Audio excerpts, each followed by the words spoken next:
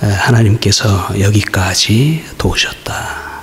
오늘 이 자리까지 도우셨다 하는 말씀입니다. 이 본문의 말씀을 설명을 하면 7장 전에 6장은 법궤에 관한 말씀이 나와요.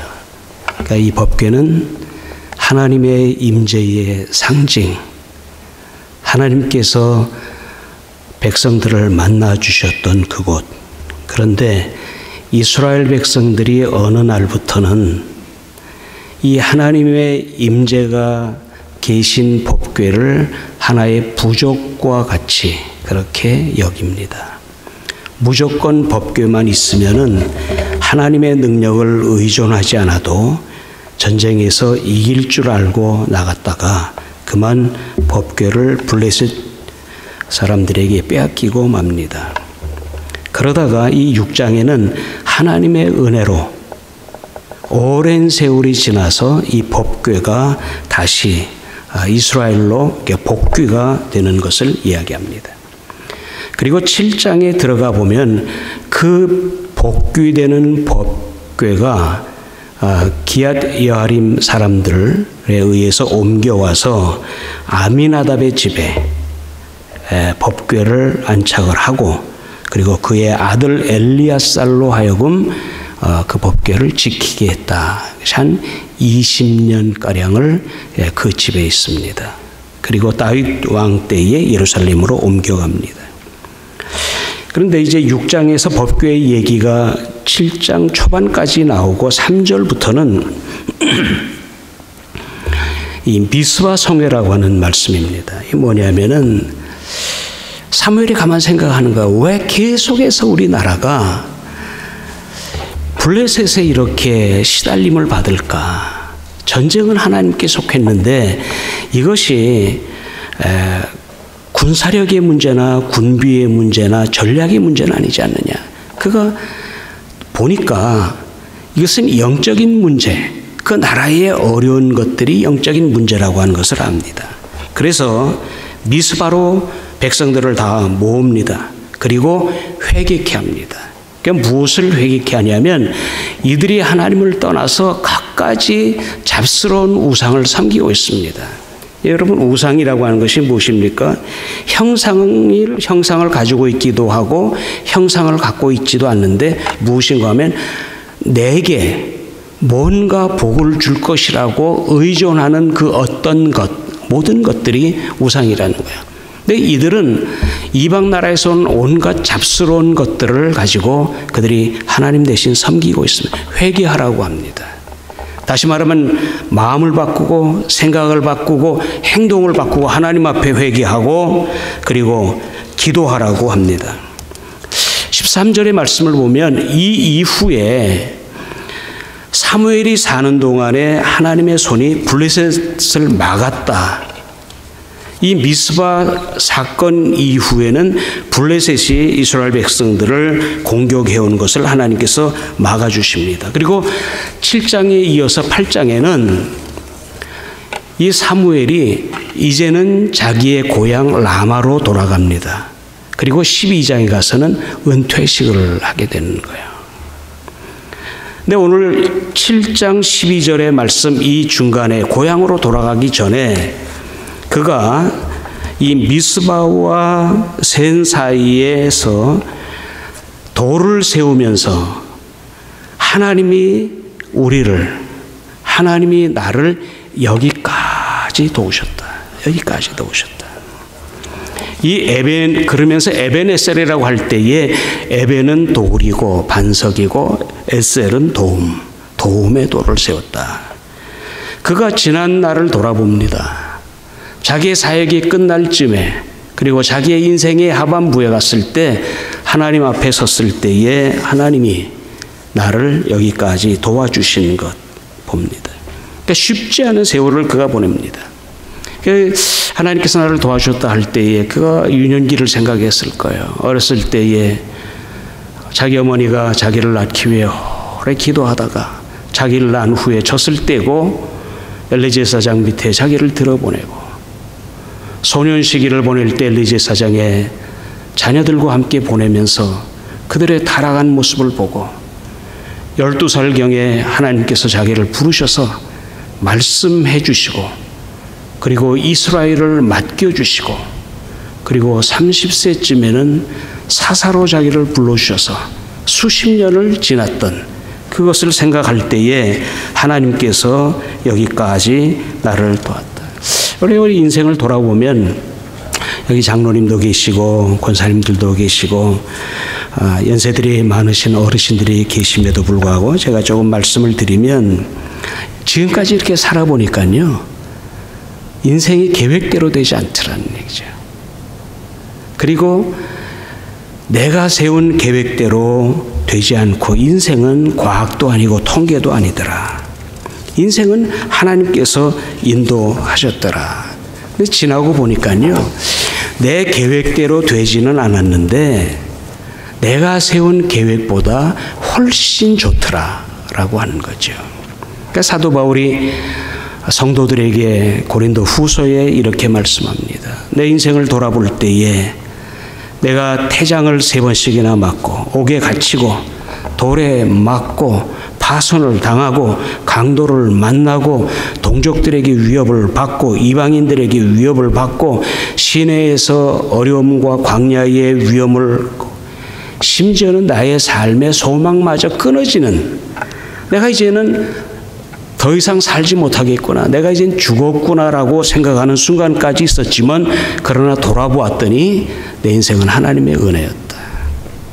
내가 앞으로 남은 길에 성령께서 내게 말씀하시기를 결박과 그리고 환난이 기다린다고 하지만 주 예수께 받은 그 은혜의 사명 위에서는 앞으로 나의 삶도 조금 더 생명을 조금 더 귀한 것으로 여기지 않겠다. 아무리 내가 고난을 당해도 하나님께서 지금까지 나를 인도해 주시고 이끌어 주시고 베푸신 사랑과 그 은혜를 생각하게 하면 그것을 상쇄시킬 수 없다라고 이렇게 얘기합니다. 어메이징 그레이스라고 하는 노래가 있습니다. 우리 찬양에도 들어가 있습니다. 전 세계에서 많은 사람들이 가장 애창하는 곡 중에 하나입니다. 이것을 쓴 사람이 존 뉴턴이라고 하는 사람입니다. 그는 원래 굉장히 나쁜 직업을 갖고 있었어요. 노예들을 잡아다가 사람들을 잡아다가 노예로 삼고 파는 그런 일을 했습니다. 노예 장사를 했습니다. 22살에는 그 노예를 파는 배의 선장을 합니다. 그런데 어느 날 광풍이 물어치면서 그 광풍 속에서 하나님을 만납니다. 그리고 그 하나님 앞에 무릎을 꿇고 그리고 후에 성공회의 목회자가 됩니다. 그래서 그가 지난 날을 돌아보면서 자기 자신이 너무나 큰 죄인이었다고 하는 것을 깨닫습니다. 내가 지금까지 삶 가운데 하나님 앞에 얼마나 큰 죄인이었는가 생각하면서 나 같은 죄인 살리신 그 은혜 놀라와 잃었던 생명 찾았고 광명을 얻었네. 그가 이렇게 얘기합니다. 설교하면서 천국에 가면 깜짝 놀랄 일이 몇 가지가 있는데 그 중에 한 가지는 나 같은 죄인이 구원받아서 천국에 왔다고 하는 것이 깜짝 놀랄 사건이다. 이렇게 말합니다. 어느 한국의 목사님이 지난 날을 돌아보면서 찬송가를 하나 썼습니다. 내 평생 살아온 길 뒤를 돌아보니 내 평생 살아온 길 뒤를 돌아보니 점점이 죄지만 그러나 하나님의 은혜로 나를 여기까지 오게 하셨다는 것입니다. 제가 은퇴를 하고 나서 참 하나님의 은혜로 오늘 여기 있었다 그런 생각을 하는 거죠. 지나 보니까 하나님께서 얼마나 좋은 은혜를 주셨는가 그렇게 생각을 합니다. 내 인생에 살면서 영생을 선물로 받았다는 거, 또 내 인생 살면서 목사로 부름을 받았다고 하는 것, 내 인생 살면서 내 좋은 스승을 만나서 배울 수 있었다라고 하는 것, 하나님께서 내게 목양지를 맡겨주셔서 평생 목회를 하게 하셨다는 것, 이게 돌아보니까 하나님의 은혜뿐이었다라고 하는 겁니다. 그러니까 화가 가운데 노맨 빈센트 밴 고흐라고 하는 사람이 있어요. 고흐라고 하는. 이 사람은 네덜란드 개혁교회의 목사의 아들입니다. 그리고 할아버지도 목사님이셨습니다. 자기도 목사가 한때 되려고 했던 사람입니다. 그가 22살 때에 22살 되는 1876년도에 그가 생애의 첫 설교를 합니다. 그 첫 설교를 하면서 시편 119편 19절의 말씀을 가지고 하면서 하나님, 나는 이 땅에서 나그네 되었습니다. 내게 주님의 계명을 숨기지 말아 주십시오. 그러면서 이렇게 설교 내용을 합니다. 우리의 일생은 어떤 일생인가? 지상의 사랑스러운 어머니의 품을 떠나서 하늘에 계신 사랑스러운 아버지의 품으로 안기는 순례의 여정이다. 어머니의 품을 떠나서 하늘 아버지의 품에 안기는 순례의 여정 가운데 있다. 오늘 우리는 지금까지의 삶이 60년을 살았건 70년을 살았건 80년을 살았건 그 인생 가운데 어디를 향해 가는가 하면 우리의 남은 세월 하나님 아버지의 품을 향해 우리가 가고 있다라고 하는 거죠. 우리가 신자들이나 불신자들이나 동일한 것이 하나 있는데 우리는 미래를 향해 가고 있다는 것이에요. 미지의 세계를 향해 가고 있다. 한 번도 가본 적이 없는, 한 번도 만난 적이 없는 그 시간을 향해서 가고 있다. 그런데 그 시간 속에 오늘이 마지막일 수도 있다라고 하는 거죠. 그러나 우리의 남은 세월을 어떻게 살 것이냐, 우리의 미래가 어떻게 될 것이냐라고 하는 것이에요. 그러니까 시편 39편 4절의 말씀 보면 다윗이 하나님께 이렇게 기도한 것이 나옵니다. 하나님 여호와여, 나의 종말과 연한의 어떠함을 알게 하사 나로 나의 연약함을 알게 하소서. 여호와여, 나의 종말과 연한의 어떠함을 알게 하사 나로 나의 연약함을 알게 하소서. 이게 조금 복잡하고 어려운 말 같은데 영어로 보면 이렇게 말하고 있습니다. 영어를 번역하면 하나님, 제가 얼마나 앞으로 더 살겠습니까? 하나님, 제가 언제 죽겠습니까? 하나님, 내 인생이 언제 끝나겠습니까? 제게 말씀해 주십시오. 브라운이라고 하는 상담가가 플러신 학교에서 공부를 하고 졸업을 한 상담가인데 그가 기독교인들을 수백 명을 상담을 해봤대요. 캘리포니아에서 수백 명을 상담을 했는데 대부분의 교인들이 실질적으로 영적인 무기력증에 빠져 있더라는 거죠. 그리고 대부분의 교인들이 불신자들과 진배 없이 근심하고 걱정하고 원망하고 그리고 갈등하고 살더라는 거예요. 그러니까 왜 그런가? 예수를 믿는 사람도 믿지 않는 사람도 별로 다른 게 없이 미래에 대해서 굉장히 불안해하더라는 얘기예요. 근데 이 브라운 박사가 이렇게 얘기합니다. 왜 그럴까? 자기가 연구하는 거예요. 왜 이렇게 예수 믿는 사람들이 영적인 무기력증에 빠져서 영적인 우울증에 빠져서 근심하고 걱정하고 원망하고 갈등할까 봤더니 자기중심 생활, 자기 고집대로 살아가는 인생, 그리고 자기의 뜻이 강해서 하나님을 의지하지 않고 살아가기 때문에 영적인 무기력증에 미래에 대해 불안하고 걱정하고 원망하고 갈등하는 생활이다. 하나님을 신뢰하지 않고 살았다. 지금까지 하나님께서 은혜로 나를 인도해 오셨건만 내 미래에 대해서 하나님을 의존하지 않고 신뢰하지 않고 살아간다는 거죠. 그러니까 독일에 순교자 있습니다. 본회퍼 목사님이라고 하는 순교자가 그가 젊었을 때에 나치에서 죽임을 당합니다. 근데 그분이 이렇게 말합니다. 왜 그리스도인들이 믿음이 흔들리는가?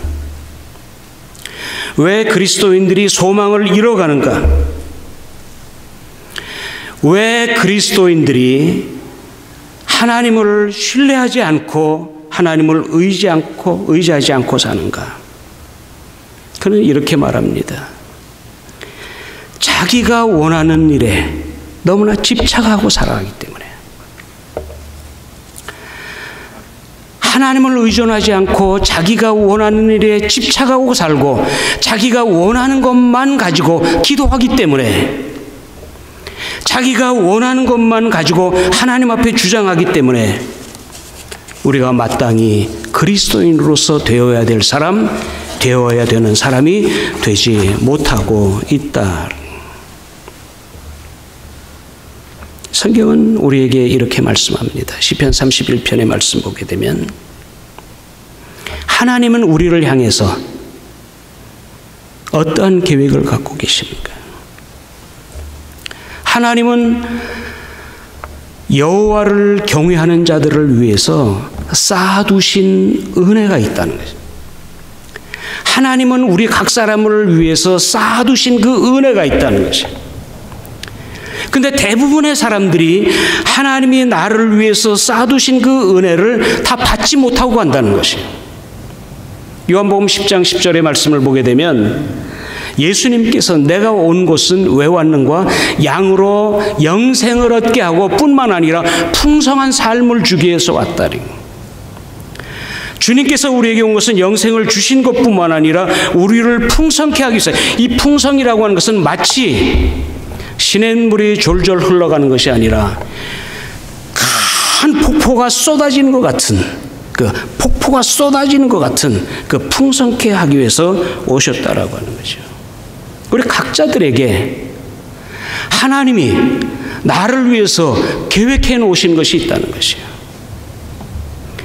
주님 말씀합니다. 한 명에서 선을 이루게 하시고 그리고 그것을 우리에게 채워주시기를 원하는,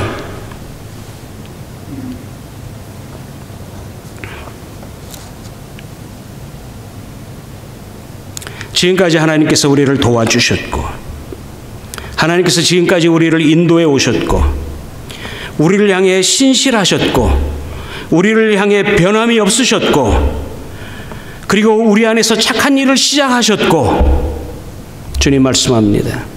우리 안에서 착한 일을 시작하신 그분이 그 일을 마칠 때까지 쉬지 아니하시는 그 하나님이 우리의 에베네셀 하나님인데도 불구하고 우리를 위해서 쌓아두신 주의 은혜가 있음에도 불구하고 불안해하고 염려하고 산다는 것이죠.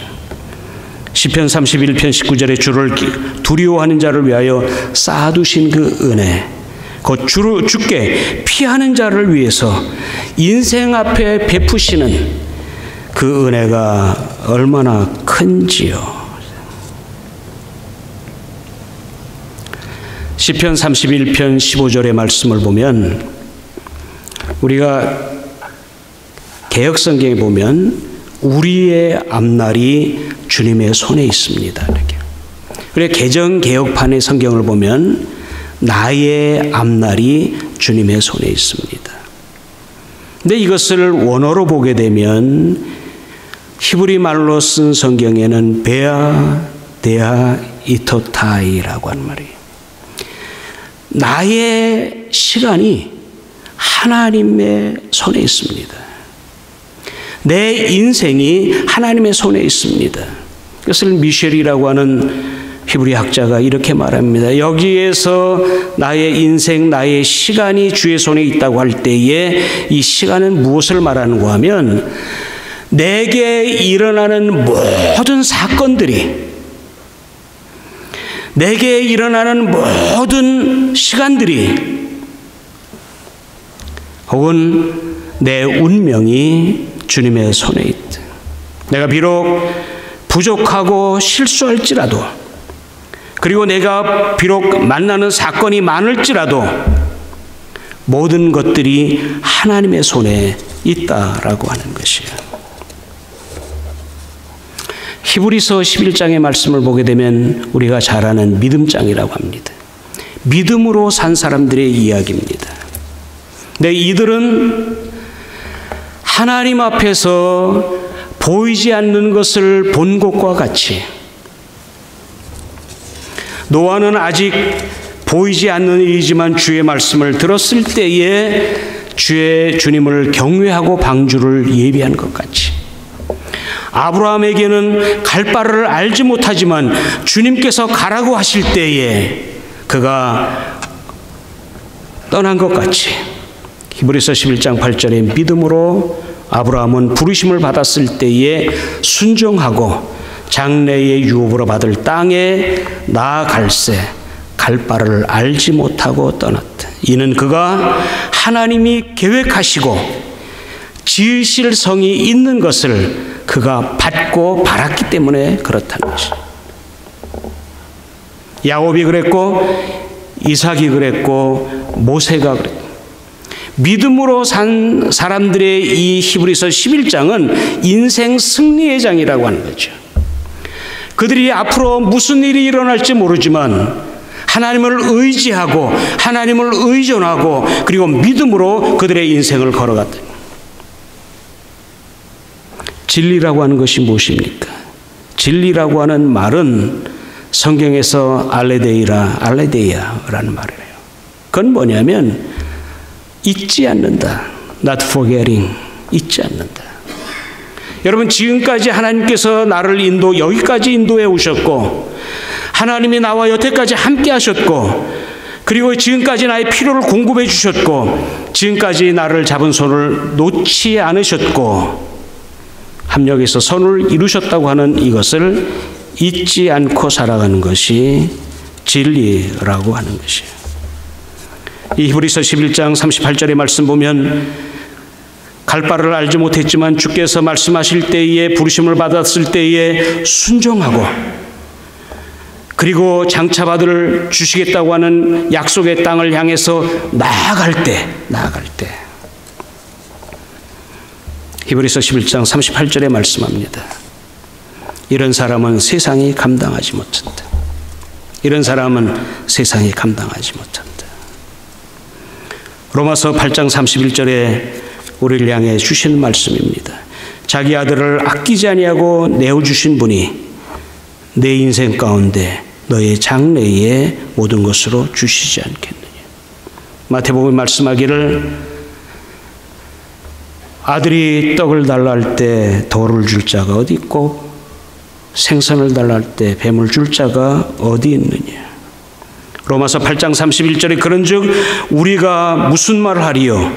하나님이 우리를 위하시면 누가 우리를 대적하리요? 눈을 들어 하늘을 보니 나의 도움이 천지를 지으신 여호와에게서로다. 우리는 인생 속의 불신자들과 신자들과 똑같이 미래를 향해 내일을 향해 나아갑니다. 그런데 우리가 다른 것 있다면 우리는 하나님을 의지하고 그리고 우리는 하나님을 의존하고 그리고 우리는 하나님의 말씀을 붙잡고 나아가는 사람. 찬송가 그렇죠.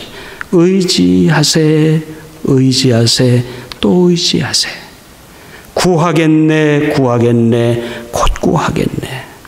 그런 믿음이라고 하는 건 무엇이냐면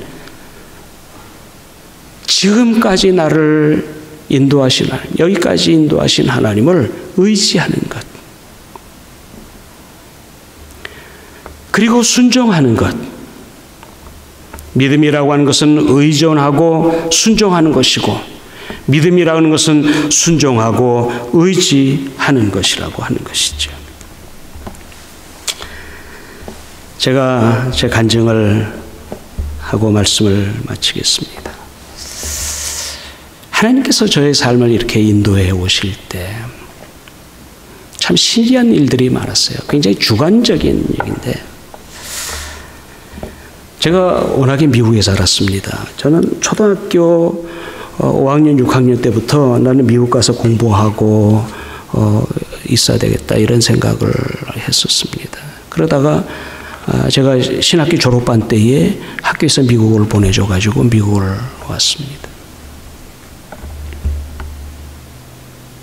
그리고 제가 미국에서 사역을 했습니다. 사역이 잘 됐어요. 그런데 카나다 다른 도시에서 꼭 목회자가 필요하다. 한국의 제 교회의 원로 목사님께서 그때 카나다에 와 계셨는데, 김 목사, 이 카나다의 이 교회가 목사가 꼭 필요해. 꼭 와야 돼. 그래서 목사님, 제가 여기서 사역하고 있어서 못 갑니다. 간곡하게 4번을 미국으로 내려오셔가지고 얘기를 하셨어요. 그래서 마지막에 제가 그러면 목사님, 제가 1년만 하고 다시 내려오겠습니다. 이제 1년 하고 내려올 생각하고 다 미국에는 다 이제 스태프를 세워놓고 다 교육자들을 세워놓고 그리고 제가 왔습니다. 근데 그게 1년이 아니라 교회가 어렵게 된 교회가 다시 회복되는데 몇 년이 걸렸어요. 돌아가야지. 한 번은 우리 장로님이 선교에 뜨거운 열정을 갖고 계신 장로님이신데 그런 얘기를 하시더라고요. 그때가 1994년도인데 목사님, 제가 북한에 들어가는 길을 열었습니다.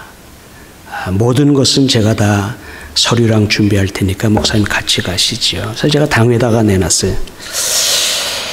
제가 이 장로님하고 북한의 선교차 그 틀을 좀 만들기 위해서 제가 들어가겠습니다 했더니 장로님들이 많이 걱정들 하시더라고요. 그때의 그 상황이 아주 어려운 상황 속에 있을 텐데. 그래서 목사님 선교에 대해서 관심을 갖고 계신 거 우리가 알겠는데 조금 안 가시면 안 되겠냐 이렇게 해서 그래도 그래 한번 기도해 봅시다 우리가. 그러면 어떤 기도를 하는가 하면 지금 연중이니까 제가 북한에 들어갔다 올 때 경비가 많이 들어가는데 지금 연중에 교회가 선교비를 북한 선교를 책정해 놓은 것도 아니고 또 저도 재정이 그 필요한 것을 댈 만큼 없으니까 우리 하나님께 기도합시다. 그 대신 아무에게도 얘기하지 않고 하나님이 그 재정을 공급해 주시면 가라는 줄 알겠다고. 장로님들하고 이렇게 합의를 하고 한 2달이 지나는 동안에 재정이 공급이 안 되더라고요. 그래서 제가 그러면 그 장로님만 가십시오. 그리고 저는 그 북한에 가는 그 기간을 동안에 교회의 모든 사역들을 앞뒤로 이렇게 제가 해야 되는 것을 앞뒤로 이렇게 다 밀어놓은. 그래서 이제 장로님들고 장로님 제가 그냥 휴가를 가겠습니다. 제게 주어진 휴가가 있으니까 북한에 가려고 했던 그 기간 제가 휴가를 가겠습니다. 그 대신 저 찾지 마십시오. 그리고 제 가족들을 다 데리고 텐트를 가지고 그냥 무작정 남쪽으로 내려왔어요. 내 목회자에게 있어서는 늘 그 교회가 염려가 되는 거야. 그래서 첫 번째 토요일 날 되었을 때 교회가 다 별거 없으신가? 나한테 연락하지 말라 그랬고 그 당시 셀폰이 있을 때도 아니고 토요일 날 아침에 우리 교회 어르신들이 많으신데 혹시라도 어려운 일은 없나? 전화를 했어요. 새벽기도 끝나고 다 집에 갔을 시간쯤에 당회 서기 장로님에게 장로님 전화하는데 전화 안 받으셔요. 이상하다. 다른 장로님한테 또 전화를 안 받으셔요. 또 다른 장로님 또 전화를 안 받으셔요. 그래서 교회 비서한테 전화하는데 전화를 또 안 받는 거예요. 그러니까 갑자기 이거 무슨 일이 터졌구나. 갑자기 교회가 상을 당했나?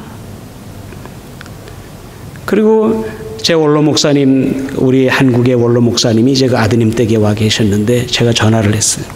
전화했는데 사모님이 받더니 아이쿠 목사님이요. 아이쿠 목사님이요. 그러니까 아이쿠 소리에 제가 시계를 봤어요. 교회에 무슨 일이 일어났구나. 내가 지금 올라간 몇 시인가. 그러니까 새벽이었는데 오후 2시면 도착을 하겠더라. 차를 몰고 올라가면. 사모님, 아이쿠 할 때 사모님 그러니까 죽은 소식 못 들었어. 이렇게 하는 거야. 죽은 소식 못 들었어. 사모님, 누가 세상 떠났어요? 그랬더니 하시는 말씀이 김일성이가 죽었어요. 그러시더라고요. 김일성이가 죽었어요. 저하고 함께 북한으로 가기로 했던 장로님이 북경에 가셔서 거기서 하나 북한 대사관에서 이 서류를 받아갖고 거기서 평양으로 가는 비행기를 타야 되는데 북경 대사관 가니까 유보입니다. 이렇게 하더래요. 못 들어갑니다. 이 소식이 들었어요. 아직 한국에는 김일성 죽었다는 소식이 아직 나오기 전. 제가 맥이 푹 풀리더라고요. 제가 고집을 피웠으면, 제가 간다고 그랬으면 모르긴 해도 우리 성도님들이 그래도 북한에 우리가 사랑하는 두곤 땅에 선교하러 가신다는데 뭐 십시일반 하셨을 거예요. 네? 아마 그랬으면은 저 김 목사 저 고집 피우고 장로님들 가지 말랬는데 고집 피우고 가더니 들어가지도 못했다고 그랬을 것 같은 느낌. 그래서 제가 차를 몰고 이 밴쿠버 쪽으로 오기 시작을 했어요. 그때 제 스승이 외국분인데 이분이 밴쿠버와 시애틀에다가 선교단체를 그때 만들려고 해요. 그래서 제가 시키지 않은 일로 내가 좀 도와드려야지. 서베이를 좀 조사를 해서 좀 알려드려야지. 가는데 이상한 일이 일어나기 시작을 하는 거예요. 내가 가라. 네가 가라. 네가 가라. 이게 주관적인 겁니다. 하나님의 말씀을 읽으면 네가 있던 땅과 네가 장착할 땅은 신명기 말씀을 주시는 거예요. 제가 그 당시 테이프인데 테이프를 넣고 강의를 들으면 태평양 연안을 얘기할 때 밴쿠버를 자꾸 얘기하는 거예요. 교단에서는 당신이 가서 개척을 해요. 아니 나는 LA로 돌아갈 사람이에요. 여러분 제가 하나님의 말씀에 순종해서 밴쿠버 온다고 할 때에 밴쿠버에는 아는 분이 한 분도 없었어요. 근데 제가 그 밴쿠버로 온다고 하는 소식이 LA로 갔을 때 그러지 말고 LA로 와라. LA에 교회가 3군데가 나더라고요. 근데 한 군데는 자체 좋은 건물이 있고 그 건물은 이제 2세들에게 주고 땅이 교회에 붙어있는 부지를 샀는데 거기 건축 할 거다. 이미 건축원금 다 되어 있고 담임 목사님은 한국의 부름을 받아서 나가시고 당신 오라 그래요. 3군데가 온 거예요. 지금 이렇게 지나온 날을 돌아볼 때 하나님께서 여기까지 인도하셨구나. 하나님이 저를 이 자리까지 인도하셨고 제가 은퇴를 하면서 얼마나 하나님께 감사했는지. 한 번은 제가 대학 다닐 때에 이런 일이 있었어요. 저는 어렸을 때부터 믿음 생활을 부모님 따라서 믿음 생활하고 제 어머니를 통해서 예수 그리스도를 영접했거든요. 그러다가 제가 하나님이 목사로 부르신 일이 있었어요. 그래서 내가 대학을 졸업하면 이제 신학교를 가야지 그러는데 대학교 3학년 4학년 될 때 교생 실습을 나가는 때인데 제 마음속에 자꾸 이런 생각이 드는 거예요. 성경이 의심되기 시작을 하는 거예요. 지금까지는 하나님의 말씀인 줄로 믿었는데 자꾸 이 말씀이 체계 안에서 그래 예수님이 말씀하신 마태복음과 마가복음과 누가복음은 하나님의 말씀인 줄 내가 알겠다. 사도 바울은 예수님을 생전에 만난 적도 없는 사람이 13번이나 썼는데 이거 인간의 말이 아닌가. 말 못할 고민. 내 입장에서 어느 누구에도 털어놓을 수 없는 고민. 아직 신학교 들어가기 전. 어느 날 아침에 나팔 소리와 같이 큰 소리로 제가 잠을 자고 있는데 큰 소리로 갈라디아서 1장 11절 여러분, 이런 그 경험들은 굉장히 주관적인 경험들입니다. 그래서 제가 자다가 펄떡 일어나서 시계를 보니까 교생 실습하는 중이었기 때문에 학교에 출근해야 되는 시간이 됐어요. 그래서 갈라디아서 1장 11절을 그 자리에서 펴서 보니까 사도 바울이 갈라디아 교회를 향해서 이렇게 말씀하셨어요. 내가 너에게 쓴 것은 사람에게 배운 것도 아니고 사람에게서 나온 것도 아니라 하나님의 계시로 말미암아 이것을 쓴 것이라.